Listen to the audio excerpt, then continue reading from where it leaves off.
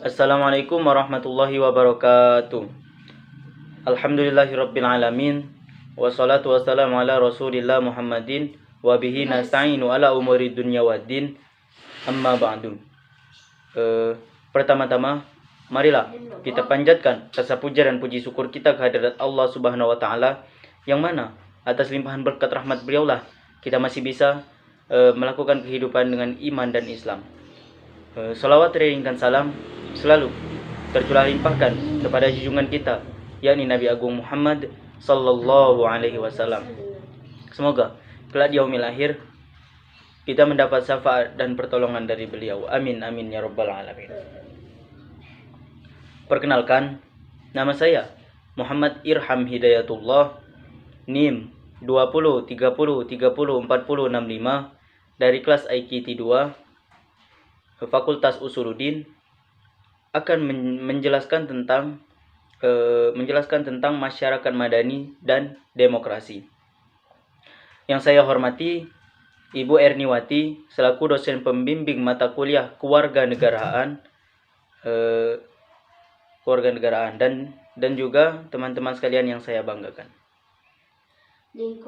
Baiklah, memasuki materi pertama, yaitu tentang masyarakat madani. Apa sih itu masyarakat madani? Masyarakat madani dapat diartikan sebagai suatu masyarakat yang beradab dalam membangun kehidupannya.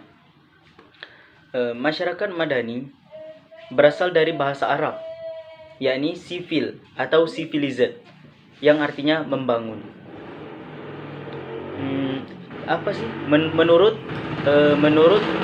Muhammad H.S. Hikam, masyarakat madani itu memiliki beberapa ciri, yakni ada ciri kesukarelaan, kesuasembadaan, keswadayaan, dan yang terakhir ada kemandirian. Apa sih tujuan dari masyarakat madani ini? Tujuan dari masyarakat madani ini membangun suatu kelompok suatu kelompok dan masyarakat yang memiliki persatuan dan kesatuan sehingga membentuk suatu negara yang demokratis. Memasuki materi selanjutnya, yakni tentang pembahasan tentang demokrasi. Demokrasi.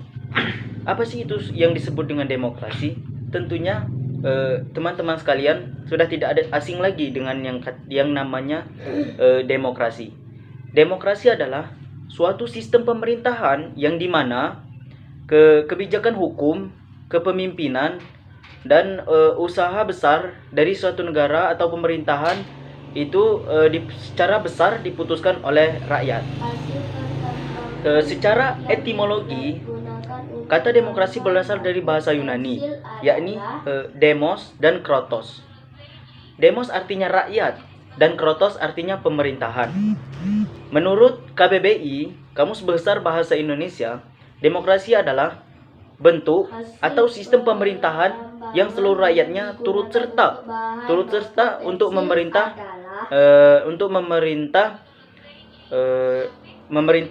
negara dengan wakil yang telah dipilihnya.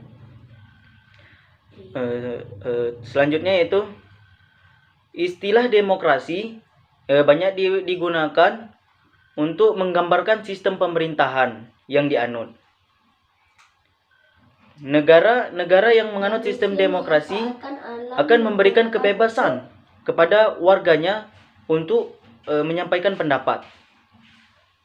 Selanjutnya ada kita beralih ke materi selanjutnya, yaitu tentang demokrasi parlementer.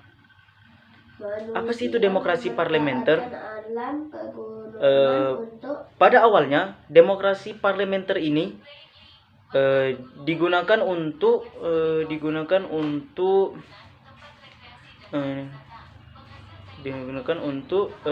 demokrasi parlementer ini digunakan untuk program-program yang dibuat pemerintah tidak bisa dijalankan dengan baik.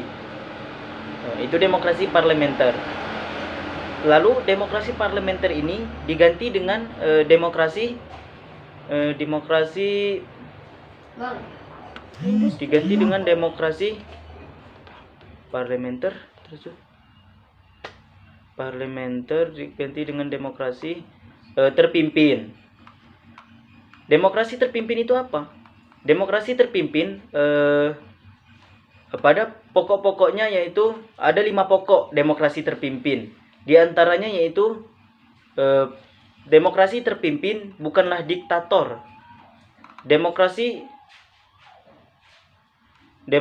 terpimpin cocok dengan kepribadian dan dasar hidup bangsa. Selanjutnya ada demokrasi terpimpin berarti demokrasi terpimpin berarti demokrasi terpimpin berarti demokrasi yang segala persoalan kenegaraan dan masyarakat meliputi politik, sosial, dan ekonomi. Inti pada demokrasi terpimpin adalah permusyawaratan yang dipimpin oleh hikmat kebijaksanaan. Dan selanjutnya yaitu ciri-ciri demokrasi.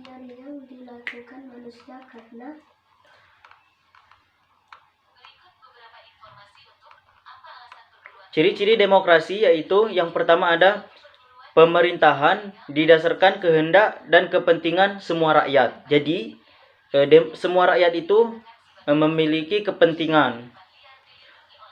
Selanjutnya ada yaitu cirinya itu kekuasaan ialah adanya pembagian dan pemisahan kekuasaan. Selanjutnya ciri-cirinya lagi yaitu ada tentang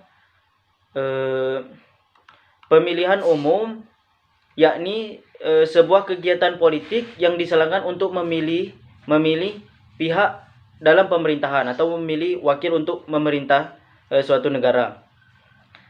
Beralih ke yang selanjutnya yaitu tentang jenis-jenis demokrasi. Jenis-jenis demokrasi yaitu ada demokrasi langsung, ada demokrasi tidak langsung, ada demokrasi berdasarkan prinsip ideologi, ada demokrasi liberal atau demokrasi parlementer, ada demokrasi rakyat, ada juga demokrasi Pancasila. Selanjutnya ada prinsip-prinsip demokrasi. Nah, pada prinsip demokrasi ini sebaiknya rakyat paham terlebih dahulu apa itu prinsip-prinsip demokrasi. Yang pertama itu prinsip yang pertama yaitu pemilik negara itu adalah rakyat, sehingga rakyatlah yang memiliki kekuasaan tertinggi. Selanjutnya itu ada prinsipnya yang selanjutnya itu adalah orang-orang yang mewakili rakyat yang untuk memegang kekuasaan tertinggi ini di suatu negara ini adalah dengan suatu anggota atau kelembagaan kekuasaan tertinggi. Selanjutnya ada juga itu tidak boleh pengistimewaan kepada seseorang ataupun kepada golongan. Selanjutnya itu harus ada undang-undang yang mengatur tentang struktur organisasi kekuasaan dalam negara. Selanjutnya yaitu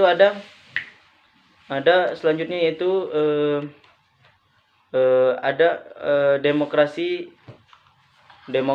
yaitu harus memiliki peraturan-peraturan.